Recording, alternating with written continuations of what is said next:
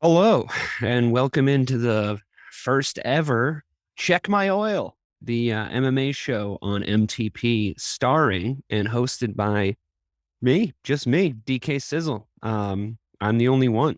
I'm the only one here. Um, the rest of the show, the rest of the group of Missing the Point are fucking Boy Scouts. They like to see sporting athletic men throw balls at each other, but I like that. Don't get me wrong, but I like to see them beat the shit out of each other also. So here we are with our first solo show, with our first MMA show. It's a wild experiment. I called it Check My Oil in reference to the move in wrestling where you put your finger up another guy's butt to give him a fright so you can get out of get out of a grapple, because I find that hilarious. And welcome to the first show. So let's kick things off. We're obviously here to preview the July 4th weekend card from the UFC. It's stacked. I've had some people tell me it isn't stacked. That a lot of the fights are foregone conclusions, and the main card isn't super exciting. The main event isn't super exciting because Izzy's fighting a guy that he should definitely beat. But I'm here to pitch the card to you. I'm here to tell you all about why you should watch it, why you should buy it. And I don't even work for the UFC. I just want you to have a great time this coming Saturday, July 2nd. The prelims start at 5 p.m. Pacific. I go on Pacific. So that's 8. And then 7 o'clock is the main event. So that's 10 on the East Coast. Tune in. Tune in. It's going to be a good one. Few things before we get into it. I would love to shout out friend of the show, Hillary Rose, who's also fighting on Saturday. She's fighting Cage Titans 54. And you can go on the Cage Titans website and watch the live stream, watch our friend Hillary Rose go out there and put on a show like she's always want to do. Friend of the show. She was our first ever guest on MTP. So we always love to shout her out when we can. Hillary, good luck. Break a leg, not yours.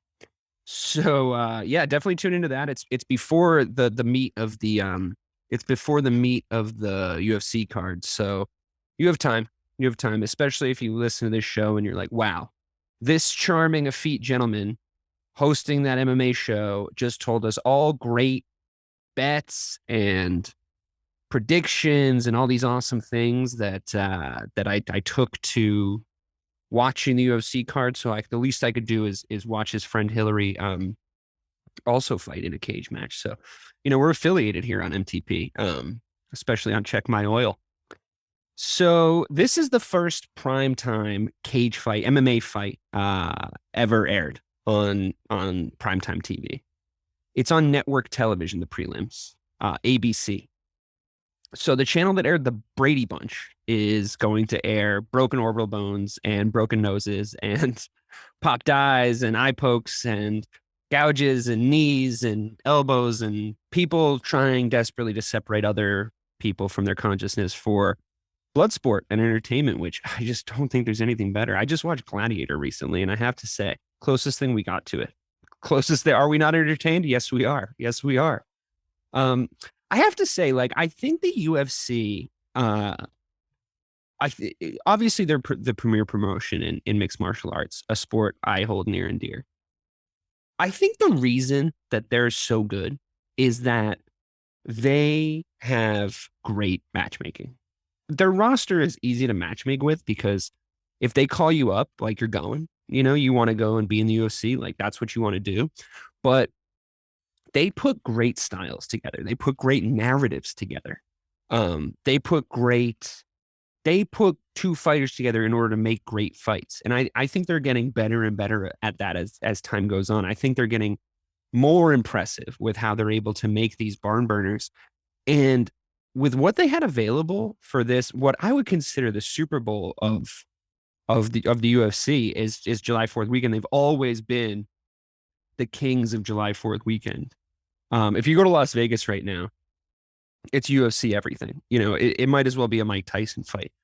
Granted, the main event headliner isn't fighting the best, most well-known fighter of his career. but I think Jared Cannonier here has things to bring to the table, which we'll obviously talk about at the end. I'm going to go through from the early prelims to the prelims to the main card. And I'm going to give you a few things. I'm going to give you my prediction based on the research I've done. I'm going to give you some smart bets to maybe put down because I like to do a little wager on these cards here and there. It's volume betting for me though. It's smart betting every fight. And sometimes smart betting is not betting. It's important to remember that. You don't need your little hit of dopamine just to throw money away on a stupid bet that was impossible to predict anyway. And you could get lucky or you could get fucked. So I'll tell you the stay away ones too. On that note, just as a little disclaimer, I'm not encouraging you to gamble. I don't think I don't think gambling is the worst thing in the world, but it is something you can get addicted to. And if you do have a gambling problem, please don't listen to these bets. Don't trail them. I'm by no means a betting expert. I win sometimes, I lose sometimes, but I have done the reading and I find that it helps. There's plenty of sources out there. If you have any kind of gambling addiction, begambleaware.org is a great one that people shout out all the time. I don't want you to hurt yourself. I want you to have fun. So we're going to go through every single fight. We're going to talk about some bets. We're going to talk about some odds, but that's not what we're here for. We're here to have fun. We're here to have fun. We're here to watch two people try to fucking kill each other. Men, women, it's got everything. Bruce Buffer, it's got everything. So I'm looking forward to the card. It's always a fun day for me. The wife and I actually watch every single UFC card together. I'm talking all of them because we're the clinical term for it actually was diagnosed as old as fuck. So we going out on a Saturday night is the stuff of nightmares to us now, especially post COVID. We got like too used to the couch here. So we just loved chucking on a fucking UFC card, watching it, having a few glasses of wine, talking. It's honestly pure magic. We're even going to have a few people over this weekend, which is unusual for us because it's such a big card. And my wife's favorite fighter in the world, which I find a little insulting, and I'll tell you why in a second, is Israel Adesanya. She fucking loves Izzy because she is a massive geek, and so is he. And he shows the world that you can be a geek and also be a violent and a very effective violent man, and the top of a sport and all these different things. So I think that's why a lot of people love Izzy. He's unashamedly himself. He loves what he loves, and I love him for that reason. My favorite fighter is Conor McGregor because I was born in Dublin. Same place as Connor, which we have a Dublin man on this card, which we'll talk about. Early guesses as to who I think is going to win that fight. And again, I'm not an expert. I'm swayed by many things, emotion, all these different things. I might cry during the Jim Miller, Donald Cerrone section of this card just on nostalgia. So, a lot of this isn't based on fucking logic. So if Tailor My Bets doesn't work out for you, or if my predictions don't come true, like you have only yourself to blame. But I've been doing pretty good recently. I have been doing pretty good recently, so we'll see how it goes. I will have to drink a little bit of water every now and again, in order to keep these magical vocal cords moist. If you're one of those people that hates the word moist, you should get yourself a personality. Moving on, let's start. Let's go with the prelims. I think a lot of times first of all, most people miss these. They're going to start before the prelims. I don't think you should miss these ones. These, you can't have multiple ones. These, I don't think you should miss these because there's actually some names. Some washed up, some not, some never wases. But that's the prelims for you. I think there's some cool fights on this undercard, and I think it's worth watching. Another thing the UFC does really well is it's got such a deep roster that you can recognize people that are fighting two cards underneath the main card, So I think it's worth watching. And there isn't a ton of information out there on who to bet on these fights and who you think is going to win. So I've actually gone and watched these contenders fight each other and put together something of a prediction for this card. So, it might be worth listening to. Who knows? Okay, who do we have first? Uriah Hall and Andre Muniz. I don't know. I guess We'll find out on Saturday. Um, your first inclination might be, I've heard of Uriah Hall, right? He's fought some big name fighters.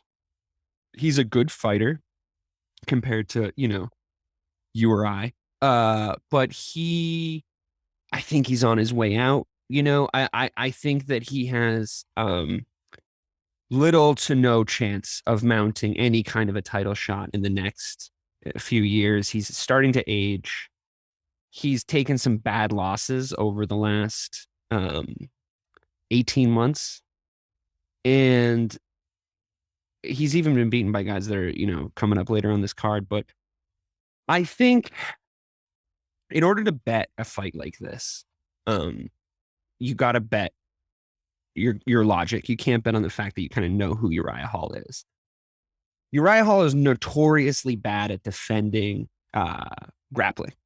And this guy, Andre Muniz, that he's fighting, is a really good submission artist. So styles make fights. It's a bad matchup for Uriah Hall. It's a terrible matchup. It's a matchup that makes me think that Dana White maybe said something once and he's like, let's just get this fucking guy out of here. Let's just have him catch his next couple of L's and we'll see him down the trail. He's going to get submitted. I think he's going to get submitted in the first round. I think it's a foregone conclusion. I think you can get plus 180 for a Muniz first round submission. That's upon looking on, Thursday at 5:30 Pacific. That's what it was at. Obviously odd shift, but I think that's good value. I think for for the fact that it's difficult to predict methods of victory and it's usually a sucker's bet. Unless you're betting on Francis Ngannou to like knock somebody out in the first round, I think this is as close to a good value bet on a method of victory bet that you're going to get.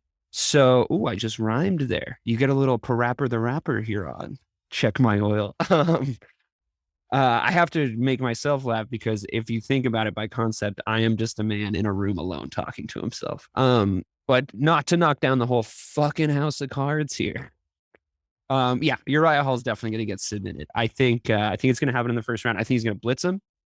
I think he's going to take him down. I think he's going to fucking armbar him or Kimura him or one of those fancy jiu-jitsu moves. And he's going to tap and it's going to be it. And I think it's going to be the start of the night. And I think it's going to be great. To be honest with you, I'm super excited. I'm probably going to bet the first round submission. And I think you should too, if you feel so inclined. Don't gamble if you don't want to. We are going to move a little bit quicker through the pre-prelims. A, because there's sort of less information to go on. B, because the fighters aren't as good, so it's a little bit less interesting to talk about. But C, I want to be able to make sure to spend enough time on the big fights and what I think are the really exciting fights in the card. But I do want to do every fight because all these guys are trying. They're out there doing camps and they're doing their best, and I want them to get the attention they deserve. Jessica I and Macy Barber. I also have a prediction for this. Who would have thought? Two things could happen here. I personally don't love betting on a women's fight where both of the fighters are not great because sort of anything can happen. Up to and including, things you don't expect, but not usually a random knockout because of the power level that we're dealing with here. I think a lot of the times if two bums are fighting each other in the male division, one guy might catch the other guy. So you can kind of put money on a guy with like a little bit more power than someone else, right? I think with the Jessica I Macy Barber thing, I think it can go one of two ways. I think either Jessica I pieces up Macy Barber for the entirety of their fight, or what I think will definitely happen is Macy Barber drags her to the ground for 3 not very exciting rounds of control, tries for submissions. Jessica I probably doesn't get submitted, if I'm being honest, and Macy Barber wins by points. You don't get great value on this, to be quite honest with you. And it's like minus 115 or something along those lines for a Macy victory, like a straight money line Macy victory. I wouldn't. I would bet on Uriah Hall to get submitted in the first round, and then I would take a nice relaxing jaunt through the Jessica I Macy Barber fight. That's just probably what I'm going to do. You want to make that fight more exciting? Go for it. I would recommend betting on Macy Barber. I think she's going to have enough to take Jessica I down. But again, I think both of these ladies are not great. And you know, in relative context to the rest of their divisions, not. I think they're great athletes. You know, they've achieved great things by making it to the UFC even in the first place. But I just, I just, in relative terms, I think they're going to cancel each other out a little bit. I don't think Jessica I is good enough to force her will, or to not get Macy Barber's will forced upon her. But then again, I don't know if Macy Barber's good enough to force her will on Jessica I. So, you know, I don't know. Maybe play a game of FIFA during that one. All right. And I don't mean to come across misogynistic. This is not because they're women. It's because they suck. Okay. Brad Tavares and Dricus du Plessis. All right. This is a fun one, actually. This is basically does du Plessis knock out Tavares, or does Tavares kind of survive and counter, and kind of win the fight on points, right? So your bets here are basically either Brad Tavares wins by decision or du Plessis wins by knockout or TKO. They're usually grouped together anyway. And let's talk about why. So basically, I think du Plessis is not as good as people say. I think if you go on the internet right now and search for reputable MMA websites that tell you who will win this fight, a lot of people are going to tell you it's going to be du Plessis. I did watch a couple of his fights in preparation for this card, and I saw him get like volume punched and then knocked out in a championship fight in his previous promotion. And I think there's a reason he's on the prelims, and I think Tavares is actually he doesn't have a great chin. I will admit that. And I think that's why a lot of people are saying that du Plessis is going to catch him. But I actually do think that Tavares has enough to kind of work the fight, just work the fight, work the 3 wins, and work the 3 rounds, and just sort of get to the win. I'm going to bet Tavares by decision. I don't have the odds in front of me right now. Here, hold on. Let me pull it up here. You will get, plus 180 on that Munoz submission first round is actually like lower than I thought. That's kind of weird. If you bet Brad Tavares to win, just to win, it's plus 124. If you bet him on decision, you might get better odds on that. That might not be a bad call. It'll be a stressful one though. You bet on the guy to survive a murderous left hook for 3 rounds. You're sitting there going like, Jesus Christ, don't get hit. I've been there. And frankly, I sometimes stay away from bets just on the merit of how stressful they're going to be to live through. Because I give a shit when I lose my bets. It fucking pisses me off. So, I don't know how you feel about it. That's a personal choice. But for me, if I was going to bet Brad, I would bet Brad Tavares to win by decision. However, I can't, because I would just be stressed out that he's going to get knocked out for 3 rounds. So I'm not that confident, if you can't tell. But yeah, fuck it. At this point, I think you're just as likely to win. For me, it's even odds, and you'll probably get decent numbers on a method of victory. So if you wanted to take a bet on this, maybe I'd go method of victory, TKO, KO for du Plessis, because it's going to be more fun for you to watch. You're going to be there like, come on, man, catch him. And you'll have hope till the end. If he hasn't done it, up until the 3rd round, he might still have it. So a method of victory bet might not be bad here. I'll put it to you this way. If Tavares wins, he will win by decision. If du Plessis wins, he will win by knockout. I think that's definitely true. So whichever one you want to fall on, I would make that choice based on that information, because I really do think that's the case. That is what I'm confident in. And so is everybody else. I'm not the only one saying this. So then we have another girl fight. Yay. I really do think that the UFC, it's ironic that the UFC, run by Dana White, like notorious Trump supporter and overall likely piece of shit, is kind of the most inclusive sport promotion, and therefore sport, like he'll put women in headliners, but they won't even get Brittany Griner out of fucking Russia. And Dana White's fucking having ladies headline his cards and doing that made one of his biggest superstars in Ronda Rousey, you know? And if the woman is in any way attractive, all the creepy MMA fans are going to be all over it. So it's a win-win for him. It's just good marketing. But this is actually a good fight. And I actually think both of these ladies are good fighters at 135. Jessica Rose Clarke, who I like a lot because she has the same name as me, even though my name is Dave Clarke, even though she doesn't spell it right because there should be an E at the end. I think her name's cool. She's fighting Julia. I'm messing that up. Stoliarenko. That I didn't mess up. So I think a weird thing's going to happen on this fight, right? All the smart money, which is not why you're here. Okay. This is not the smart money house. This is the let's have fun house. Okay. I'm spending my money in order to increase my fun. I'm not out here to make money. So that's where I'm trying to get you. I think all the smart money says Jessica Rose Clarke wins, probably wins by decision, probably is just a better fighter, probably just wins by points and makes it happen. I think Stoliarenko's got one weapon, and so does everybody else, but I think the weapon's going to work. It's an armbar. And I think Jessica Rose Clarke has the potential to fall asleep and get fucking armbarred. I think she goes a little bit to sleep from time to time. I think she loses focus in the clinch. She loses focus in the grapple. And I think Stoliarenko's going to be able to sneak an armbar in there. I just do. It's another method of victory bet. And I think Stoliarenko by submission. I say go for it because it's the only way this fight is entertaining is if that happens, is if she locks in a cool submission. Otherwise, Jessica Rose Clarke is just going to point her out. She's, maybe she's learned her lesson getting lazy in the clinch, maybe. But Stoliarenko isn't even that badly outmatched on the feet, to be quite honest with you. I watched her fight against Julia Avila and her fight against Alexis Davis, and I think both times she was fine. Like, honestly, she was fine. People slotting this as like Jessica Rose Clarke is the technical striker, da-da-da. She's going to grapple her better, da-da-da. She's going to clinch her better. Maybe.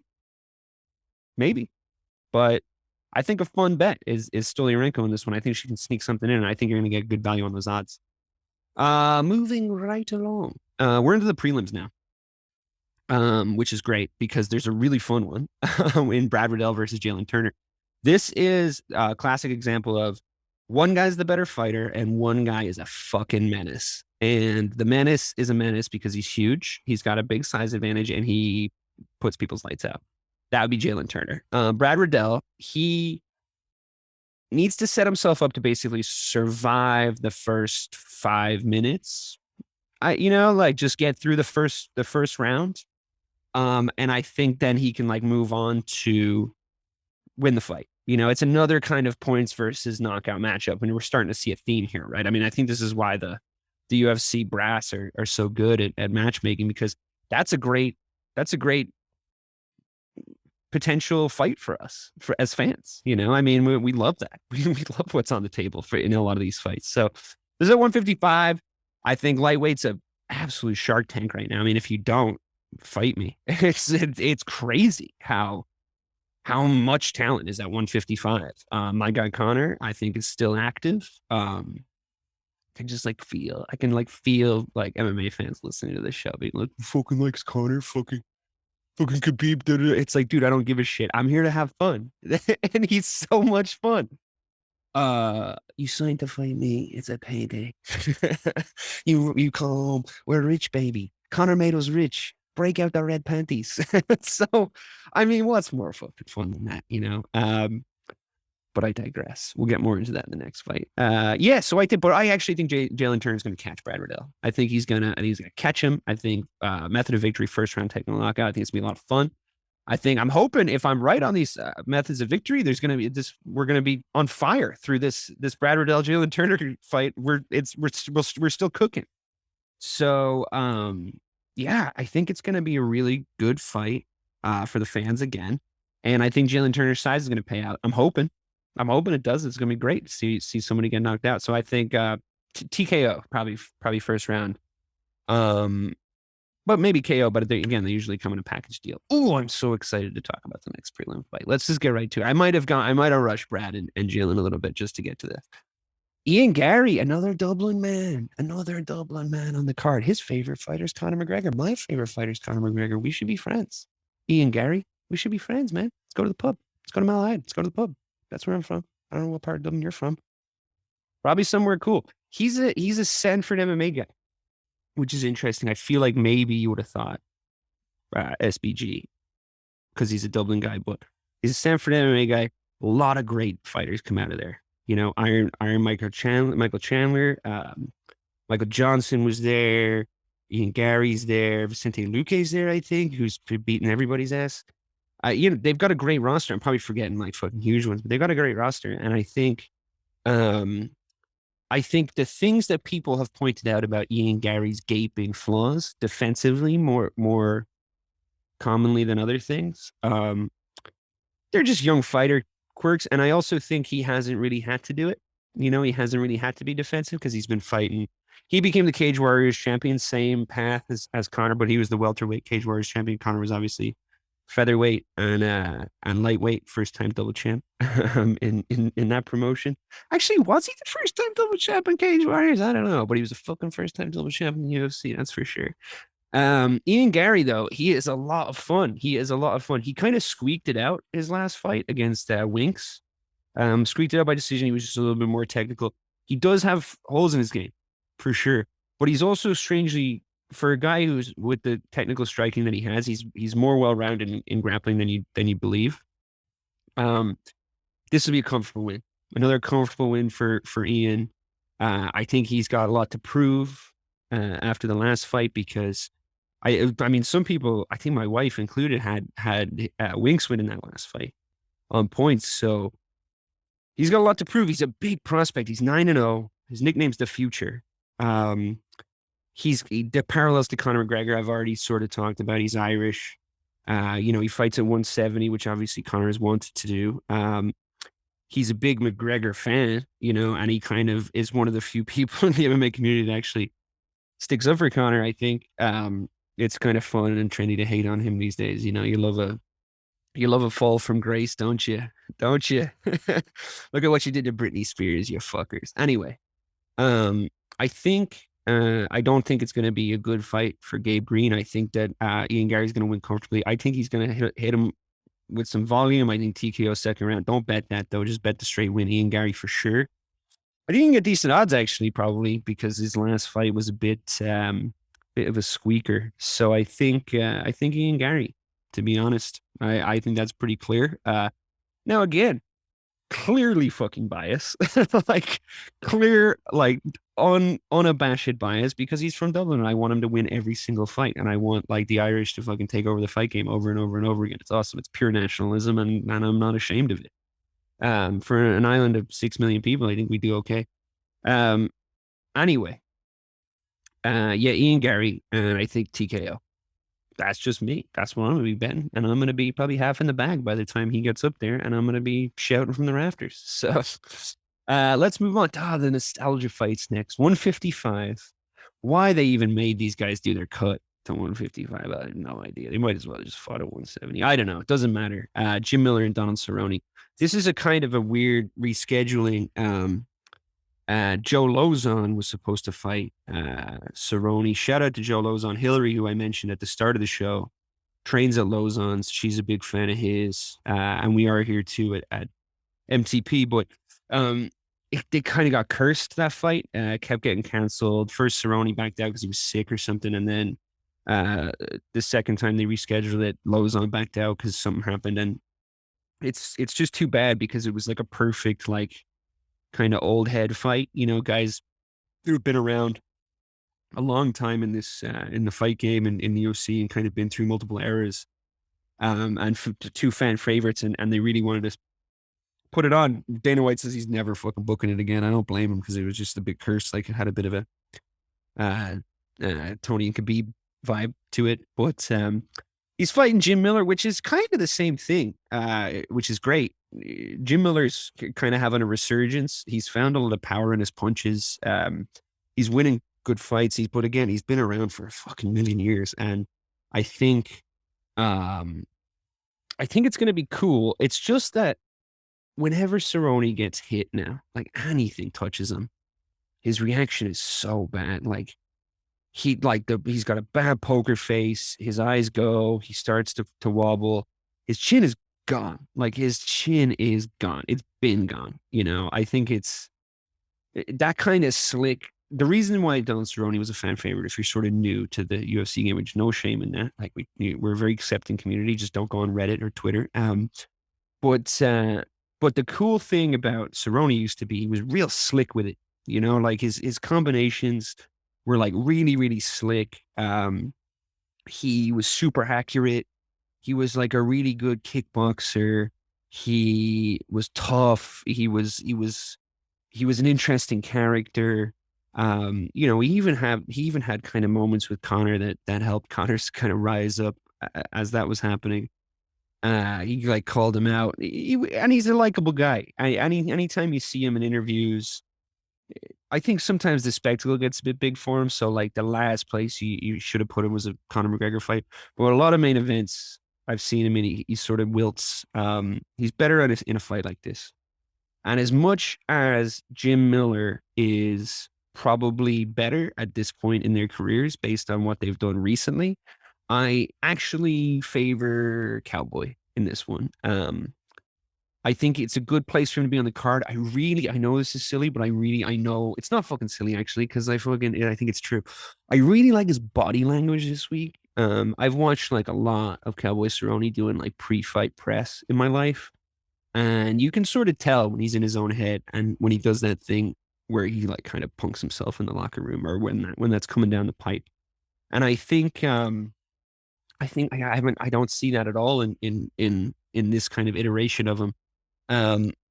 That being said, I mean, I know why people are betting Jim Miller, because if Jim Miller touches him, I think he's going to go to pieces like he always does these days. No offense to Cowboy. I mean, I love the guy, but that's just the straight up truth. But then again, he's going to pieces getting touched by Tony Ferguson, Conor McGregor, Justin Gaethje. These guys hit like fucking howitzers. I'm not saying Jim Miller hasn't found this power, and I'm not saying he can't do it, but I would wager that Justin Gaethje hits a lot fucking harder than Jim Miller, wouldn't you? I mean, that's only to be expected. So I think that the long and short of it is Cerrone's the underdog.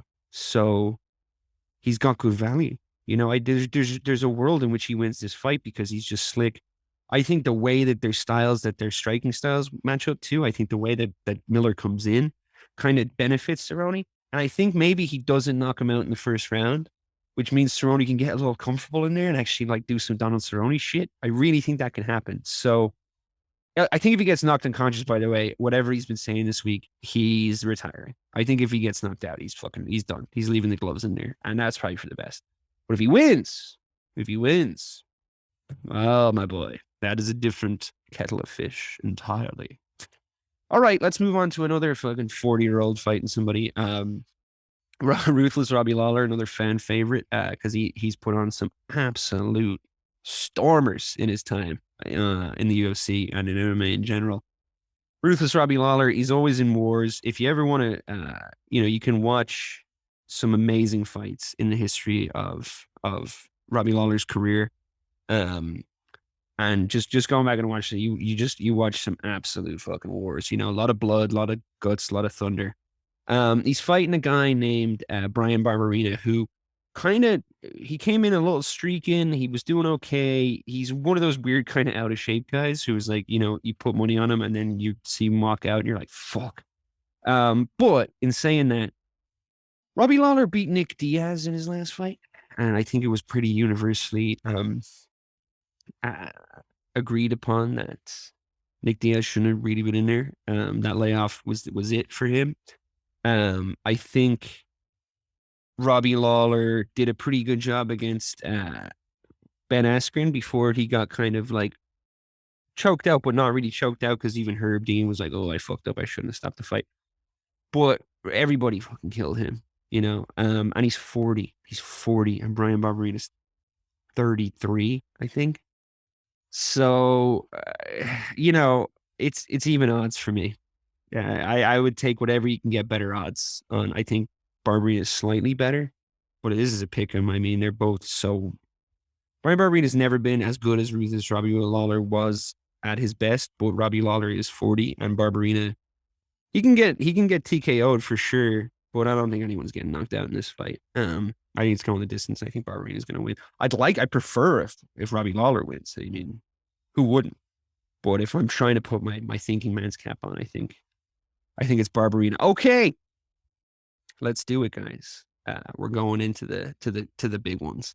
Now, I don't even know if this is going to be, as of right now, I'm not sure if Sean O'Malley versus Pedro Munoz is even going to be, if it's going to be the feature prelim, which would make a lot of sense. You want a headliner, kind of a barn burner on the feature prelim because, as discussed, it's going to be on ABC before the pay-per-view, which is on, the pay-per-view. But the prelims are going to be on ABC. So Sean O'Malley is so exciting. He's got all the flair. He's the Gen Z Conor McGregor, right? He's got rainbow fucking afro. He's funny. I personally like how he goes about his career and his business. He says, I'm not going to fight 50,000. I'm not going to get paid 50,000 to fight $1 million guys. I'm going to fight 50,000 guys, and I'm just going to stack up my record and practice and get better and better. And then when I fight tough guys, I'll get paid a shitload of money because my star will rise. I don't mind it. I really don't. The man's managing his brand. Not everybody has to go like, okay, let me beat the shit out of 3 tin cans and then go knock out fucking Jose Aldo. I mean, it's everybody's different. I think that as far as this fight goes, if we can break that down, this whole like Sean O'Malley gets his leg eaten up thing, it happened once against an amazing leg kicker. Pedro Munoz is not going to be able to do that to Sean O'Malley. And Sean O'Malley is fun to watch, guys. Like, love him, hate him. He's too this, he's too that, and he's too much. He's fun. He's so fun. He's fun. He's fun to watch fight. Forget the hair. Forget the press conferences, whatever. The outfits. Who gives a shit? He's fun to watch fight. He really is. He's a really good striker. He's super fast. He's got a bunch of weapons in his locker. I think he's going to pull them all out. I think he's going to knock this dude out, to be honest with you. I think TKO gets you plus 300. I take that all day. All day. I think a lot of people are betting on a win decision, which is probably swinging odds, and it could be, Pedro Munoz is admittedly a step up in competition for O'Malley from the last few guys that he's fought. I think you struggle with leg kicks against one of the most powerful fighters in the division. I don't think that's Pedro Munoz. So I think O'Malley's going to angle better. He's going to be more accurate. He's longer. He's fucking longer than everybody in that division. I think it's going to be the sugar show again. I mean, if we're here to have fun, who's betting Pedro Munoz? Who's coming in and going like, well, I want Pedro to win because he. It's like, why would you want Sean O'Malley to lose? Like, as a neutral fan, spectator, supporter, whatever you want to call yourself. It's going to be great. It's going to be a great show. I'm glad the Sugar Show's on this card. I like the fact that he has kind of become the perennial sort of headliner of the prelims. He's always on a pay-per-view now. Like he puts asses in seats, this kid. So I think it'll be fun. It'll be a fun watch. He reminds me of the kid in school that was like 115 pounds, but you actually knew he could scrap. And like somebody would call him out and he'd be like, oh shit. So I think it's cool. I like him. I mean, as you know, I'm a McGregor fan. So if you're like one of those fucking Khabib heads being like, well, he always is trying to advance position. It's like, yeah, no, totally. The technical aspects of the sport are really interesting and cool. But I get to talk into this microphone and make fun of you by doing a fucking funny voice. So who really wins at the end of the day? Sean O'Malley TKO plus 300 from DK Systems themselves. Sign off on it, seal it, deliver it, post it to your granny. Okay, let's get into this fucking guy. Oh my God. Sean Strickland versus Alex Pereira. Sean Strickland's a massive piece of shit. Like, a massive piece of shit. Like, I'm not even talking like, you might have thought, going down the narrative here, where you're like, he just likes the fun guys. Like, he likes the big loudmouths, whatever. That's not the same thing. It's not the same thing. Sean Strickland is a massive asshole. The shit that comes out of his mouth, yeah, he could kick my ass. Of course he could kick my ass. But everything that comes out of his mouth is fucking vile. And he used to be a neo-Nazi. You wouldn't know that? Look that shit up. He used to be a fucking neo-Nazi. True. I'm sure he's renounced that lifestyle, but like, I wonder what he says with his friends over a few Bud Lights at a fucking barbecue. You know what I mean? I doubt he's walked the path of enlightenment if all the other shit that comes out of his mouth is any indication. He's one of these people. He's like, he has a Twitter with a lot of followers, and he fucking says shit on it. I'm surprised he can spell. To be 100% honest with you, maybe as a ghostwriter, but I really don't like the guy if you can't figure that out. Also, for all of us, for you, for me, for my wife who loves Israel Adesanya, we want Alex Pereira to win because we want Izzy to get his redemption song against him because Alex Pereira, very interestingly, is a guy who knocked Israel Adesanya unconscious. The man who's undefeated at middleweight in the UFC. Used to be a kickboxer, and so did Pereira. And they fought twice. I think the first fight, I think Izzy won. I watched it back in preparation for this show. I think he won on points. I think he kind of just had him. Like I think it's wild that he didn't win it by decision, to be honest with you. I think they should be 1-1 coming into this rubber match. And you know what? Since we're going to talk about Max and Volk after this, they are fucking 1-1 after this. You can put the official records wherever you want. I watched the fight. He won the first fight. He just did. However, in the second fight, he got knocked unconscious badly. He got taken out on a stretcher because this Pereira guy, he's got a fucking mean left hook. And I would sell my firstborn to see him land that mean left hook on Sean. I'm a massive piece of shit, Strickland. I really would. I hate this guy so much. And also, the little inside track on this, everybody talking about how great Sean Strickland's boxing is. It's pretty fine. Meh. I was gonna say pretty good, and then I thought about it for a second. I think he's got decent defense. I don't think that's gonna do shit against this left hook. I think Alex Pereira is gonna go up a level, and I think if you're Sean Strickland, let me put it to you this way: if you're Sean Strickland, if you're listening, sorry I called you a piece of shit. Not that sorry, you are. But if you're Sean Strickland, you're listening. Do not try to kickbox this guy. He's gonna kill you. Don't actually do try to kickbox it. Please try to kickbox him. He's going to die if he tries to get into a striking exchange with this dude. It's bananas to think that will go Sean Strickland's way. Defense, boxing, whatever. All these buzzwords they're going to throw out at you when you're listening to the the preambles or reading articles or listening to other MMA shows. They're going to tell you his boxing has been actually quite impressive, and this is a title contention bout. Whoever wins this is probably going to fight Adesanya. I'm trying harder to pronounce his name right. They kind of drilled Adesanya into my head, but he keeps saying like it's Adesanya, so I'm trying. Izzy, they're trying. This is whoever wins this is fighting Izzy, in my opinion, and in the opinion of most people who are paying attention. So if it's Sean Strickland, Izzy's going to fucking murder him. It's not even going to be close, but a little narrative. We love narrative around here, along with pageantry. I love pageantry of any kind. But yeah, it's got to be Pereira. We want it to be Pereira because that's Izzy's next fight after he, spoiler alert, retains this title. We'll get to that. But I think it would just be a victory for the good guys, for people with morality and some sort of common sense and love for their fellow man. It would be a victory for all of us if Sean Strickland got separated from his consciousness on Saturday night. But it would be a victory for us as fans too, because that is just a more fun fight. Pereira versus Adesanya 3, technically. It's just a more fun fight to watch. That's what I want. I want that in my life. So I really need Sean Strickland to not, because the only way he wins is if he just grapples him because he's a better MMA guy. And he tries to survive and wins on points. And it's like, that's who Izzy deserves better than that, if you ask me. I think Pereira hopefully goes up a level, like I was saying.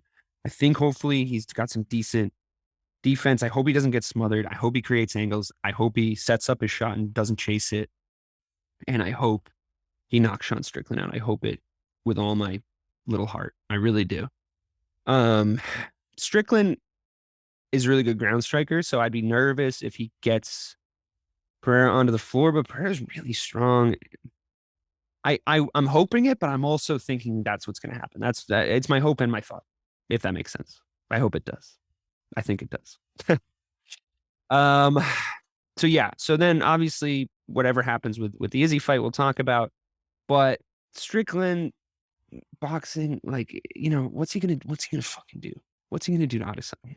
He's not gonna do anything. So he'll do nothing. So that's kind of all I have to say about that fight. I will be vehemently cheering for Pereira in this fight, because I think Sean Strickland is a massive piece of shit. All right. Um, Max Holloway versus Alexander Volkanovski. Dose. Oh my. Oh my. No, sorry, Trace. Oh my God. What am I saying dose for? The reason why is because I feel like the first two fights are so fucking weird. So they're fighting for the third time, obviously. That was a dumb mistake on my part. Don't it doesn't mean I'm dumb. It means the edible just kicked in. So I guess it does mean I'm dumb. Um, Max Holloway, I think, won the second fight. I think I'm one of those people. I think there's a lot of those people out there. Namely anyone who watched the second fight. That's one of that anybody who's watched the second fight, I think thinks Max won. So going off that, we were talking about Pereira and Adesanya. I think they're 1-1, and forget what the stupid judges that happen to be there that night say. I think they're 1-1. I think Volk and Holloway are 1-1. I think this is the rubber match. And again, I think my little heart, my kind of fan, I love Max Holloway. I love Max Holloway. How do you not? You know, he's sort of my generation of MMA fighter too. I feel like he went on his run like shortly after I got into mixed martial arts. A few maybe a year later, he starts showing up like fighting Conor McGregor, and they have a fun little fight. And then he goes on to beat a lot of motherfuckers at featherweight, and he was the champ for a while, and he beat Aldo, and those were great fights. And his personality's funny, seems like a nice guy. I do worry. A lot of people say this these days, but I also do worry about his uh, brain damage. I think he has taken quite a lot of punishment, and I think there is noticeable slowdown in his speech. And I worry about it. I truly do. I don't hate Volk. I like nothing him. He just like doesn't move the needle for me. I don't know what it is. Like as a champion, it's just like he just doesn't bring a lot to the table, like personality wise. Like I get that he's a good fighter, but even then, like his style is weird and he's really super well rounded. He can like kind of do everything, and he's a good athlete. And I should like him more than I do, but I just don't. Maybe it's because he fought Max. I don't know. I haven't really done like the kind of therapy deep dive on why I feel the way I feel about Alexander Volkanovski, but it's just it's just a little upsetting that the judges blew the second fight and this fight has a little bit less shine on it than it should. But if we just kind of do what I'm doing, which is just pretend that it's 1-1 because it is kind of, then I think that's a better way to kind of go about it. So I think this is the rubber match. And as far as a prediction goes, I mean, it's tough because I think Volk, they know each other so well at this point, so it could get weird. It could be like a strange uh interaction where they kind of cancel each other out. But I'm hoping Max has gone and added something to his game where he can come in and just do something different and win the fight because like if everything went my way on this card, like seeing Sean Strickland get knocked unconscious, like seeing Max Holloway like lift the belt again, and I don't know what they do from there at featherweight. Like if you look at the guys that Volk's beaten and look at the guys that Max has beaten, I think Max has got a better kill list, personally. But it would be great to see. It really would. It's hard. It's a hard fight to predict though, right? Because if I'm being really honest and I'm being super logical, I predict that it's going to go the same way as the first two fights. It's going to be really tight. It's going to be close, and the judges are going to fucking score it. And they're probably going to. As it should be. It's harder to take the belt away from the champion than it is to retain it. And that's fair enough. You got to go take that belt from him. I get that, but but then I mean that calls the first fight into question, doesn't it? It doesn't matter. It's a weird fight. It's a complicated fight. Do not bet on this fight. Do not bet on this fight. It's not possible for us to predict. The smartest money you can have is Volk wins again. That's the smartest money you can have. But like, you don't want to bet that, do you? I mean, you don't want to be that guy, do you? You don't want to be betting on cheering for Alexander Volkanovski. I mean, I get that he's in Izzy's school and they're all friends or whatever, but me, you got to go max on this. You got to take it to the max. So yeah, I'm saying Holloway via decision. I'm hoping it's a clear decision. because it's going to need to be if he's going to win that way. But Jesus, don't bet on this fight. Don't go near this fight with your money.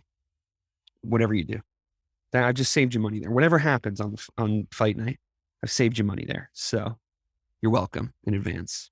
Okay. Lastly, but certainly not leastly, we have the main event of the evening. Israel Adesanya undefeated at middleweight, although he says he doesn't like it when people say that, because he doesn't mind that he went up to 205 and sort of miscalculated his weight and lost to Blachowicz. He doesn't mind. That's okay. People lose. He says it's not boxing. You don't retain your perfect record in the sport unless you're like a little bit of a pussy and you kind of pick your fights and you get out early. You know who I'm looking at. And then I think I respect that. It's like, yeah, he dared to be great, didn't he? He dared to move up in weight classes and try to become a champ. There's only one other person that's done that legitimately. Cormier, John Jones had his fucking number and he punked. So that's why Daniel got the second belt. Well, I guess it was the first belt, but that's why he had that belt. And because John Jones owned the light heavyweight division at that point, owned it. And he would probably, if he was at this build now, I'd say he'd beat Cormier again. He always did. So that's illegitimate, and there's not enough people to fight Amanda Nunes at both those weight classes. So yeah, no shit, she won both. There's been one real champ. We all know who that is. It was very impressive to move up and beat a guy like Eddie Alvarez the way that he did, and it's really hard to do. Is my point? It's super, super, super hard to do, especially the jump between 185 and 205. It's a big weight jump. That's big. And it looked every pound that much of a weight jump when Izzy fought Blachowicz. I mean, it just did. He miscalculated. He didn't put enough muscle on it. I think he thought he could just out kickbox the guy because Blachowicz is he's a kickboxer. He's a really high level kickboxer. But Blachowicz was like, no, I'm not doing that. I got 20 pounds on you on fight night. I'm putting you down, It was a mistake to do what he did with his weight. He lost it. He lost the fight. I wouldn't want to see him go up unless he could put a shitload of muscle mass on. I wouldn't want to see him go up to 205 now with what's his name with the ponytail up there now. He's scary. I wouldn't want to see that. It'd be cool. I mean, I'd buy the pay-per-view. Don't get me wrong, but just as an Izzy fan, I don't know. I don't know if I would love that. But I digress. He's fighting Jared Cannonier, who is, for all intents and purposes, a good fighter. It's just one of those situations where he's beaten everyone to the point of it being even a little embarrassing, Paulo Costa. Robert Whittaker, it's kind of a Max and Volk situation, except that he clearly won the first two. So it's like they were even reticent to put the third Max and Volk fight on because it was 2-0, but because there was enough controversy around it, the second one especially, they put it back on. The Izzy versus Cannonier fight, or sorry, the Izzy versus Whittaker fights, he clearly wins. So there's kind of a camp, I think, saying like Robert Whittaker is like his best option. He's the best guy to challenge him. We've read that book. We've seen that play. We've listened to that record already. It's good, but it's played. It's been played. It's been read. It's been found wanting. And I think that's the situation we're in with Cannonier coming in. I think he's a good fighter. I think Izzy sort of blessed him with the fight. I think he saw him put a few wins together and said, like, those are impressive wins. Give him the title shot because there isn't anybody else. I've beat the shit out of every other middleweight. He just has. So I think that's why you're getting a lesser kind of known guy. That being said, I mean, Cannonier's no slouch. He's a good fighter. His style is not going to work for him in this fight. He's a square shoulder, walk forward, be more powerful, put guys up against the cage type guy. He might get lucky. He might catch Izzy breaking off the cage and going on an angle. He might catch him with something. I'm not saying that won't happen. But there's no value to betting Israel Adesanya, and I cannot advise you to bet against him. You'll get great odds.